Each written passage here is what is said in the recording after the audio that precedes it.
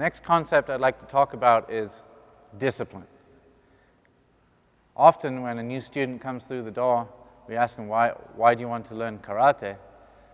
They might say fun, they might say self-defense, but you ask the parents say discipline. I want them to learn discipline. And we, of course, as the instructors, are expected to deliver that to the student. We do our best. We can give them discipline, we can make them do this and do this and do this and make them a better person, make them better at karate. But discipline has to come from within. It's not just us as the instructors trying to give it to the student. It's a lot more the student understanding the importance of it and then developing it for themselves. Discipline comes in different forms. Just the martial art of karate is a discipline. This is a discipline that we practice. Discipline also could mean some kind of punishment for bad behavior. Maybe you got to go do some push-ups. Maybe you have to go do some sit-ups because you weren't paying attention in class. That could be a form of discipline, which is maybe a punishment.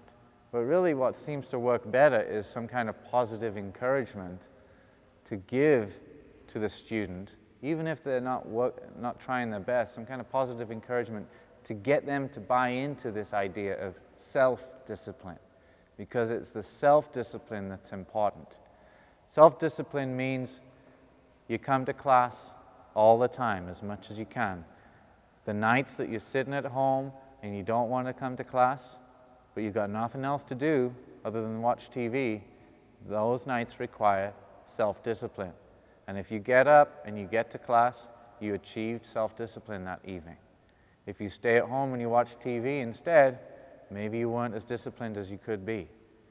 So getting to class, just in itself, requires discipline. Then when you get to class, now you have to exert a lot of discipline, because always you're trying to be in a good stance. You start slacking up like this, looking around, losing your focus and attention. Now you're losing your discipline, your self-discipline.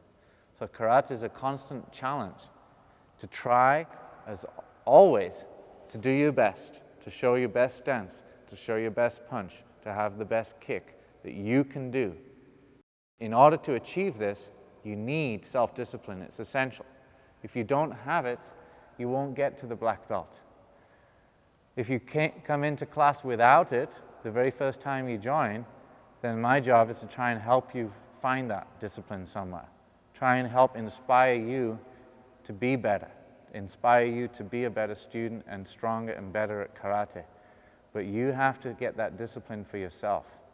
When you have it, when you use it, and when you progress through the ranks and you're starting to see success because you get your next belt and you get the next rank, and finally you make it to your black belt, that's a huge achievement, because that shows that you have self-discipline. But at that moment, if you say, well, now I've done it, now I have it, and you stop, that's the moment you lose it once again. Self-discipline is not something you have and then that's it, you keep it for the rest of your life. You constantly have to work at it. You constantly have to try.